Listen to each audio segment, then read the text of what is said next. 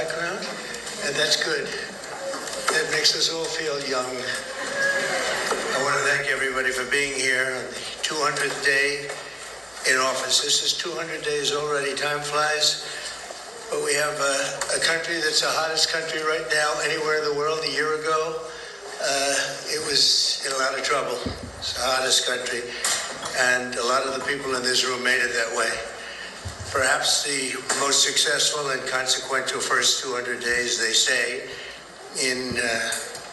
of an administration in history. So let's hope they keep saying it. There they are right there. I hope they keep saying it. But even more importantly, this is also National Purple Heart Day, and we're here to honor and celebrate the unyielding patriotism and grit and devotion to America's Purple Heart veterans. Is great emotion and great love. The Purple Heart dates back to August 7th, 1782. That's a long time, when General George Washington awarded a heart-shaped purple cloth to 3 soldiers for outstanding gallantry and service in battle.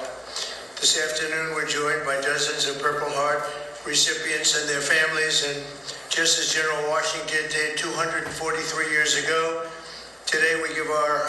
It automatically invests your spare change from your everyday purchases.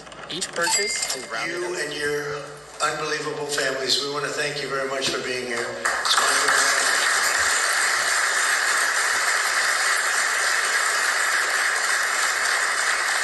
We're also joined by American patriots who love our military and our veterans, including Secretary of Defense Pete Hegseth. You're doing a great job, Pete. Thank you. You're working hard.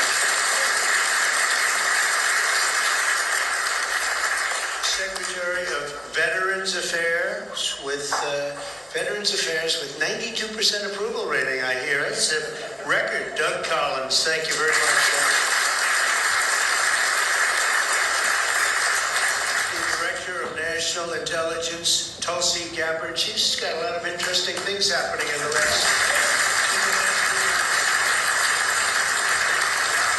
Keep it coming, Tulsi, keep it coming. Chairman of the Joint Chiefs of Staff, General Dan Kane, my friend. He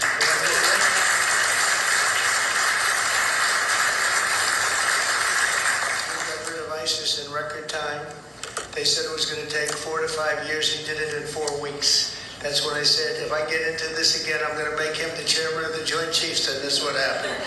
Great job, and he did an incredible job in Iran. I want to thank you very much. Great job, General.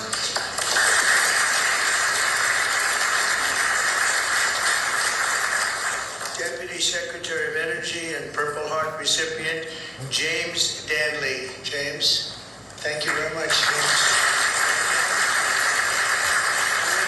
Honor recipient, Captain Paris Davis. Thank you. Where are you? Where might he be?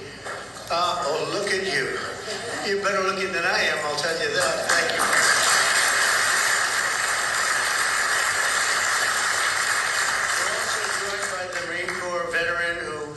Co-managed my 2024 campaign, a fantastic talent in many ways after he was wounded in battle for our country in Operation Desert Storm, Chris LaCivetta. So where's Chris?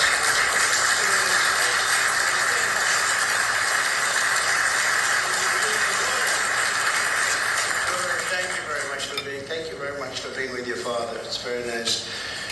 Every Purple Heart tells a story of courage, sacrifice, and purpose. It speaks of a price paid for the soldier beside you, the country behind you, and the generations of Americans yet to come. And we have some great generations to follow. It's going to happen. Those who wear this medal ran into bullets, faced ferocious bombs, and shed their blood on the field of battle.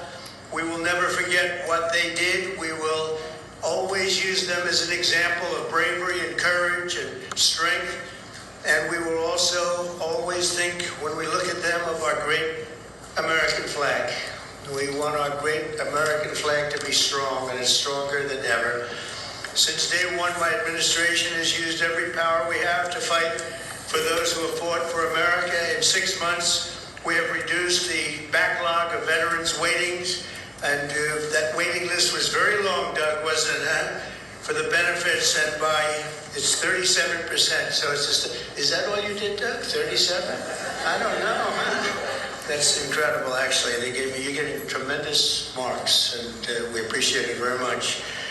We processed more than 2 million disability benefit claims this fiscal year, on track for the most ever.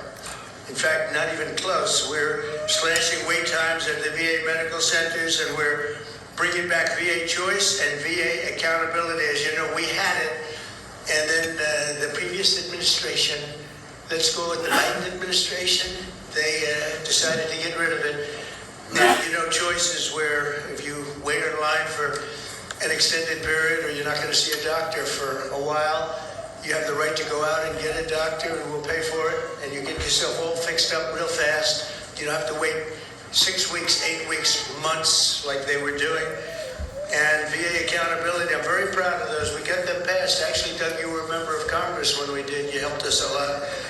But we got them passed in the legislature, so they're with us forever. And yet Biden found a way to not use them. But VA accountability, that's when we have bad people in the Veterans Association that were taking advantage of people, hurting people, and they weren't in prime time. In prime time, they wouldn't have touched them, but they weren't quite in prime time, and they were doing bad things. They were sadists, they were thieves, and some bad people. We had 9,000 of them. We fired every one of them, and it was a great thing. And I don't know why they did that, but they did it. But we got them out again, I think, Doug, right? So it's good. So we had VA choice, VA accountability, something we're very proud of. I'm also working to keep my promise to end veterans' homelessness in America. In May, I signed an executive order to open the National Center for Warrior Independence in Los Angeles, California, which will house up to 6,000 homeless vets. It's going to be beautiful.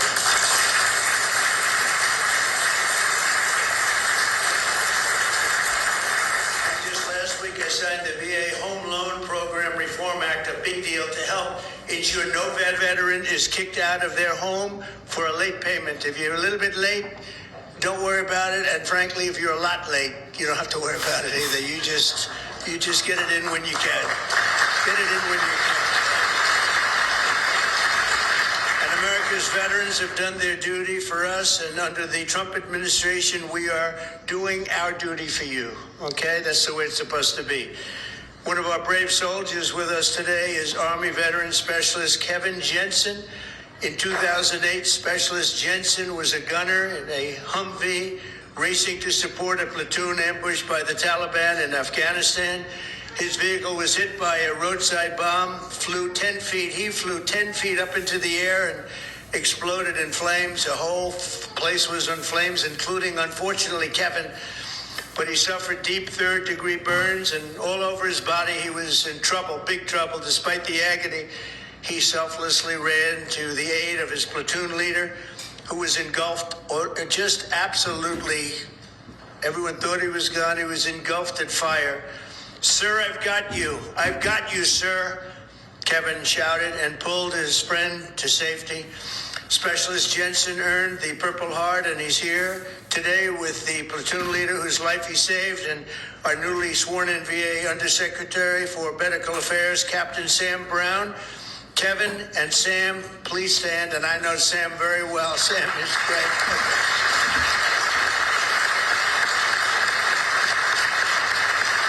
What a combination. He's okay, right?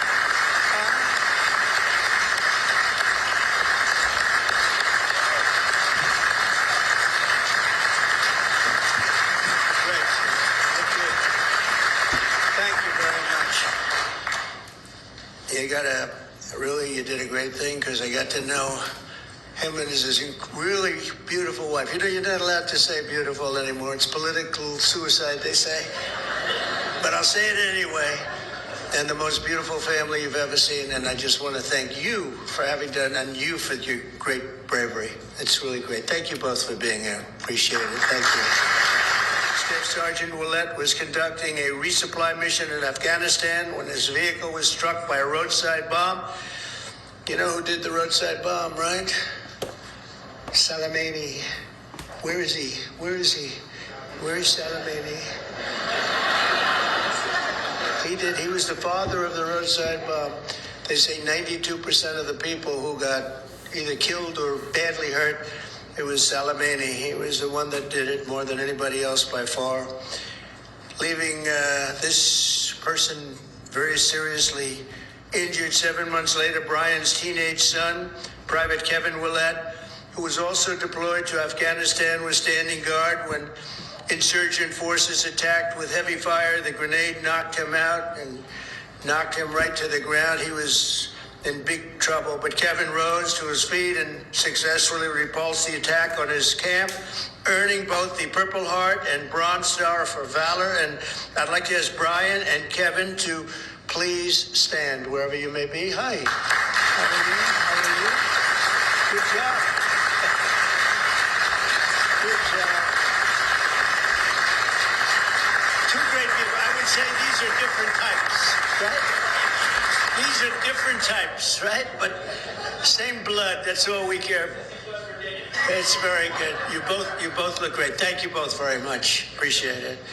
We're also joined by Marine Corps veteran Staff Sergeant Thomas Mateo, wounded 6 times during 2 tours in Vietnam.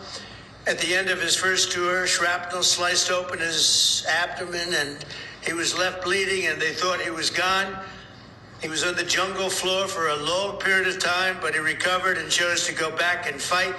Thomas later continued to protect our citizens as police chief of Hialeah Gardens and Inverness. That's 2 good places. We love those places. We love Florida. Every time I ran there, I won, so I gotta love it, right? Set records. We have the all-time record, Thomas, and he was one of the very rare 6-time recipients of the Purple Heart. Boy, you got hit. Where's Thomas? 6 times? You gotta be kidding. That's pretty tough stuff. And look at you. You look fantastic. So did it have any negative impact on you, would you say, now that you're recovered, fully recovered, would you say? Do you get any extra aches and pains or anything? That's it. That's called an ache and a pain. That's right. I know. I have the whole list. It's amazing, and you look great. Thank you very much. That's some list. Thank you. It's amazing. Amazing. Last year, after an assassin tried to take my life in Butler, Pennsylvania, Thomas generously mailed me one of his Purple Hearts. The same unbelievable gesture of kindness, including 3-time Purple Heart recipient John Ford and Gerald Enter Jr., who also came along with us and did us a great, great favor. Gerald, John, and Thomas, I want to thank you very much. What a great honor to get those Purple Hearts. I guess in a certain way it wasn't that easy for me either when you think of it, but you went through a lot more than I did, and I appreciate it all very much. Thank you. Thank you all. Where are you? Stand up, please. Please. Thank you very much. Thank you very much.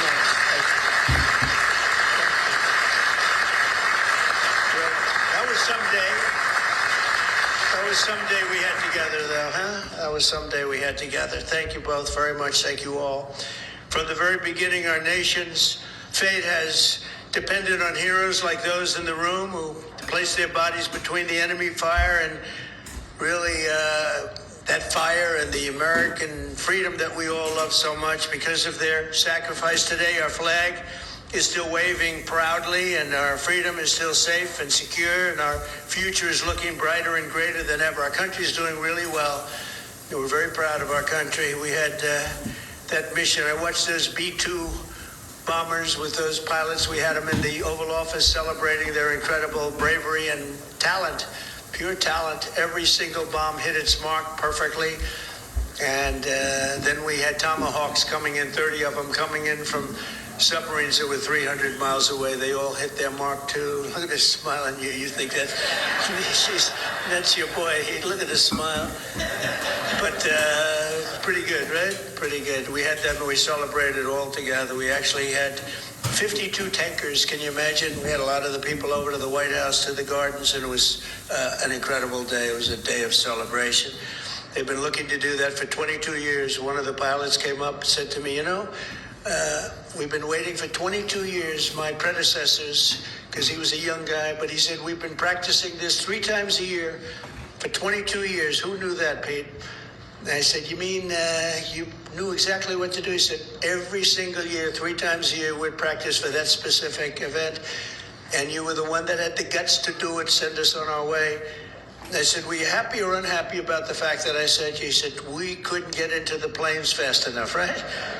I said, well, you guys are different, but they're really talented people and special. We've had some incredible success. But I want to give a very special thanks to all of the Purple Heart recipients that are with us today and all over the country and all over the world, frankly. And I'll now sign the proclamation officially declaring this as National Purple Heart Day. Very special day. Thank you very much, everybody. Thank you.